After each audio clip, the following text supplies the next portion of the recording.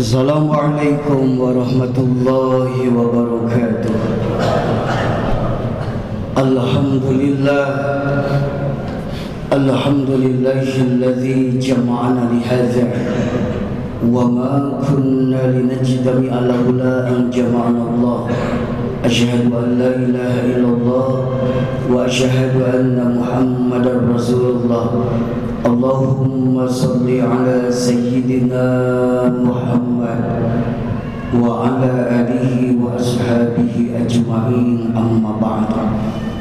Qala Allah ta'ala fil Qur'anil Karim, a'udzu billahi minasy syaithanir rajim. Bismillahirrahmanirrahim. Ya ayyuhalladzina amanu la tulhikum amwalukum wala auladukum an dzikrillah wa may yaf'al dzalika fa ulaika humul khasirun. Wa qala Rasulullah sallallahu alaihi wasallam,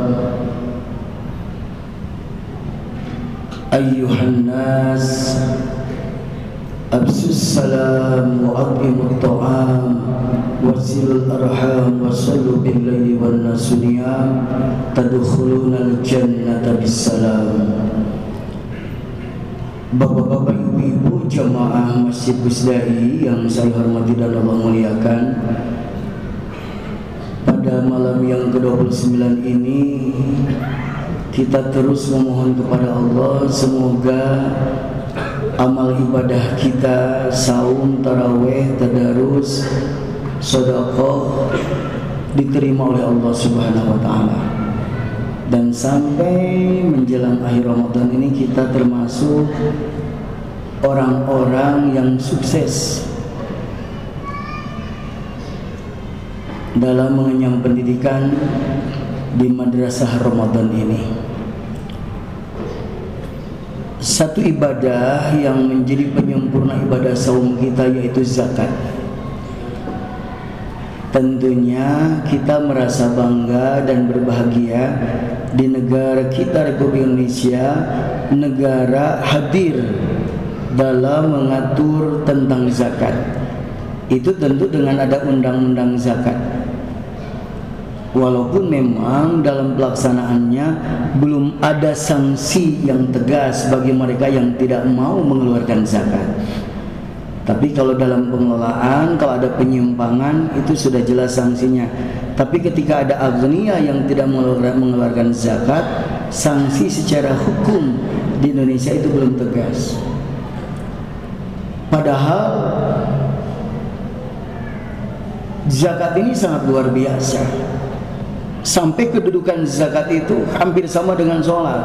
Makanya di dalam Al-Quran ada 28 tempat di mana zakat disandingkan dengan sholat. Kita lihat beberapa ayat, wa aqimus shalah wa atuz zakah. Ini kalau para ahli tafsir, para ulama Al-Quran, ketika ada wawul ataf misalnya wa aqimus shalah wa atuz zakah, itu sejajar. Bahkan ada beberapa ulama yang memahami kalau tidak melaksanakan zakat, sholatnya juga tidak akan diterima. Sebaliknya, kita sholat tapi tidak zakat, ya sama saja, tidak akan diterima. Makanya dua-duanya sangat penting. Nah, namun bedanya kalau sholat itu bagi siapapun, mau kaya mau miskin. Tapi kalau zakat dikhususkan bagi mereka yang diberikan kemampuan. Bahkan kalau kita melihat dari ayat khudh min amwalihim shadaqatan tutahhiruhum wa tuzakkihim, jadi khudh itu bahasanya ambillah. Jadi mestinya DKM atau sekarang ada istilah panitia pengumpul zakat itu bukan menunggu di meja. Tapi menurut ayat ini kita proaktif kepada masyarakat, ambil. Itu dalam arti ingatkan orang yang tidak mau zakat. Bahkan di zaman Sayyidina Abu Bakar, ya, orang yang tidak mengeluarkan zakat itu dianggap berita, dianggap murtad. Sehingga tegas. Nah, kenapa ini perlu ada kebijakan seperti itu? Ini untuk mendorong masyarakat supaya ada semacam masyarakat itu ada perhatian. Jadi tidak bisa kita cukup menyatakan biarin aja kesadaran saja zakat mah. Mau zakat silakan, mau enggak, mestinya didorong.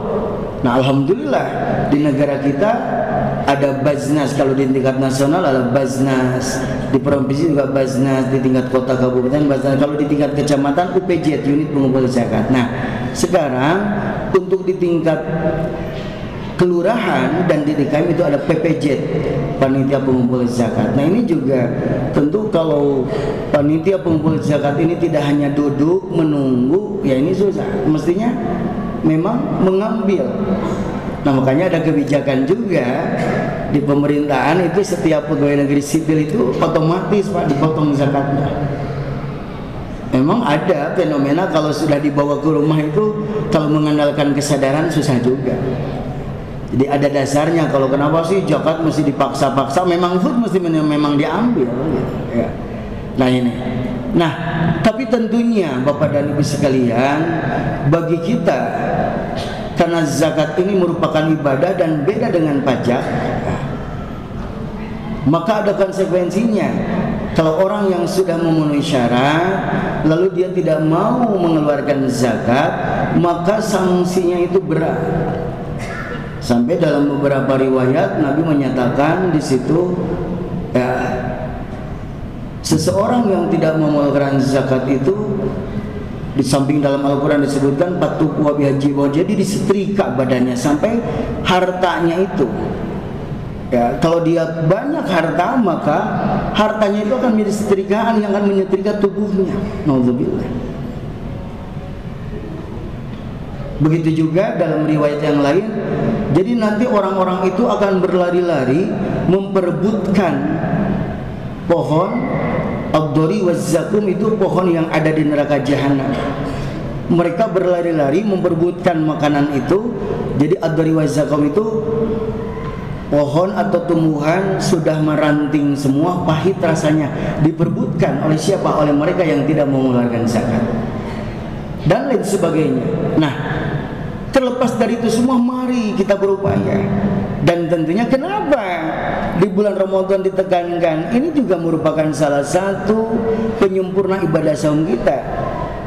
Walaupun mungkin lebih spesifik zakat fitrah, tuhratan lis-shaimi wa tu'matan lil masakin, mensucikan orang yang saum dan tentunya memberikan makanan bagi mereka yang miskin. Tapi sesungguhnya bukan hanya zakat fitrah, ada yang lebih potensial, itu zakat mal. Nah, ini terkadang masih banyak orang-orang kaya, orang-orang yang punya penghasilan yang sangat luar biasa, dia punya usaha bisnis yang luar biasa, tapi maaf, kesadaran zakatnya masih lemah. Kenapa judul ini diangkat? Kalau masyarakat gemar zakat, maka masyarakat pun akan lebih makmur ya. Bahkan saya yakin di negeri kita kalau orang-orang kayanya mengeluarkan zakat semua, tidak akan ada yang miskin. Dalam arti kita ingin setiap tahun muzaki itu bertambah, bukan sebaliknya, malah yang bertambah itu mustahik. Nah, mestinya di sini pengelolaan zakatnya harus betul-betul bisa memberdayakan masyarakat yang tadinya dia statusnya mustahik bisa meningkat menjadi muzaki. Walaupun indikator kemakmuran masyarakat itu relatif ya. Terkadang ketika dia cukup, tidak menjadi beban orang lain saja, itu sudah dikatakan makmur, itu kan. Jadi maaf Bapak dan Ibu, yang disebut makmur itu bukan berarti semua rumahnya hebat atau apa, tidak juga. Terkadang boleh jadi orang itu memang hidupnya sederhana, tapi yang paling penting yang disebut makmur itu tidak menjadi beban orang lain. Sehingga kita tidak ingin melihat masih ada masyarakat yang meminta-minta, masih ada masyarakat yang tidak jelas penghidupannya. Nah, inilah makanya kita ingin mendorong dengan zakat ini supaya masyarakat makmur. Bapak dan Ibu sekalian, gemar zakat, masyarakat makmur. Nah, ini adalah tentunya dua variabel yang sangat berkaitan. Mari kita coba, jangan dulu berbicara skala se-Indonesia, se-Jawa Barat. Kita mulai di lingkungan kita, katakan satu RT saja ya. Seandainya kesadaran masyarakat agnia dalam satu RT tersebut betul-betul dia melaksanakan zakat dan bisa memenuhi kebutuhan masyarakat yang fakir dan miskin, saya yakin di daerah tersebut akan kelihatan makmur dan mereka akan kelihatan bahagia ketika ada kesadaran orang-orang kaya berzakat. Nah, ini harus dimulai dari hal-hal yang kecil. Ya. Terkadang kita prihatin banyak di suatu daerah mereka rumahnya hebat, mobilnya banyak, tapi tetangganya masih ada yang kelaparan, masih banyak yang tidak sekolah. Ketika ke rumah sakit masih tidak mampu biaya untuk rumah sakit. Padahal Nabi mengingatkan tidak sempurna iman seseorang kalau dia bisa tidur dengan nyenyak karena kekenyangan, sementara tetangganya tidak bisa tidur karena kelaparan. Harus menjadi perhatian kita. Makanya mari setelah ini justru orang yang sukses dalam saumnya adalah orang-orang yang mau menginfakkan sebagian hartanya baik dalam keadaan lapang maupun sempit, itu ditandai dengan zakat saja misalnya, maka semangat berbaginya itu. Nah, walaupun mungkin orang mengeluarkan zakat setahun sekali, apalagi zakat fitrah, kalau kita lihat secara materi, maaf ya, bandingkan dengan penghasilan kita. Untuk di kota Bandung sekarang ditentukan Pak, Ibu, zakat fitrah itu 32.500 per kepala per orang. Bandingkan dengan penghasilan kita selama 1 tahun. Ya. Untung di kita dikiaskannya dengan beras. Coba kalau zakatnya dengan kurmanya kurma ajwa. Kalau 2,5 kilo itu berapa ya nggak? 1 kilo misalnya 100 real, 400.000. Berarti kalau 2,5 kilo 1 juta. Nah, itu luar biasa. Ini 32.500, makanya tambah lagi mustahiknya di setiap daerah itu lebih banyak daripada muzakinya. Nah, makanya kadang-kadang pengaruh dari zakat fitrah itu belum mengena. Artinya ya karena maaf, rata-rata mereka dapatnya standar di masyarakat itu. Kalau diuangkan 50.000, 100.000 paling gede. Tidak bisa mendorong dia untuk jadi modal ke depannya, dia jadi punya usaha, tetap seterusnya jadi mustahik. Nah, ini yang menjadi prihatin kita. Makanya kita dongkrak dari zakat mal. Nah, ini walaupun memang kesadaran zakat mal juga masih jauh ya. Makanya terlepas negara kita ini memang besar, kenapa begitu dihitung ternyata pendapatan per kapita orang Brunei, orang Malaysia, orang Singapura lebih tinggi daripada Indonesia. Boleh jadi alasan karena bangsa Indonesia penduduknya lebih banyak, tapi sesungguhnya penduduk lebih banyak itu kan orang kayanya juga lebih banyak mestinya. Cuman bedanya di Brunei semuanya muzaki Pak, mustahiknya sedikit. Nah, ini hebatnya. Di Malaysia lebih banyak muzakinya ketimbang mustahiknya. Nah, ini juga harus menjadi dorongan. Mudah-mudahan setidak-tidaknya dengan kehadiran Baznas di setiap kabupaten kota di Jawa Barat ini mendorong juga. Alhamdulillah upaya-upaya pemerintah sangat luar biasa dengan menentukan itu, sehingga ketika ada sesuatu yang dibutuhkan selalu larinya ke Baznas ini. Ya habis kita mau lari ke siapa? Kalau mau lari ke orang kaya hari ini jangankan mengetuk rumahnya, pintu pagarnya saja tinggi-tinggi ya. Masyarakat kecil mana bisa menembus itu. Makanya ini dikembalikan kepada para agnia, mari kita ada kesadaran untuk mengeluarkan itu supaya masyarakat miskin, fakir miskin itu mudah untuk mendapatkan itu. Termasuk mohon maaf, kesadaran itu semakin hari semakin berkurang. Dengan dalih-dalih itu bagi kita dalam posisi apapun semangat mengeluarkannya mesti ada. Karena zakat kan dihitung bukan besar kecil dalam arti jumlah, tapi persentasi. Kalau 2,5%, kalau dari 1 juta itu cuma 25.000. Kalau penghasilan kita 10 juta, 250.000. Kalau 100 juta, 2,5 juta. Kalau 1 M, 25 juta. Jadi semakin besar penghasilan, ya zakatnya juga semakin meningkat. Nah, mudah-mudahan Bapak dan Ibu sekalian, inilah yang menjadikan detik-detik terakhir kita akan berpisah dengan Ramadan. Jangan lupa, saya mengajak kepada kita semua, mari yang belum mengeluarkan zakat fitrah ataupun zakat mal, silahkan dihitung, kita keluarkan yang bukan hak kita 2,5%. Kalau bapak dan ibu butuh bantuan bisa konsultasi.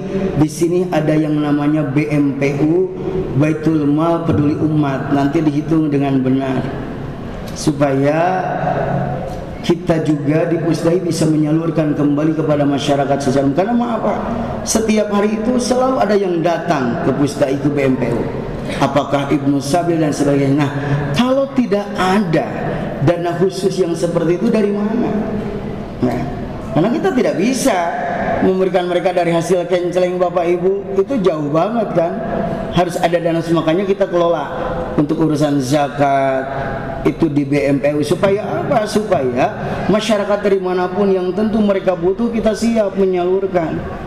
Kita juga prihatin ketika ada masyarakat yang datang ke sebuah masjid, tiba-tiba masjidnya angkat tangan.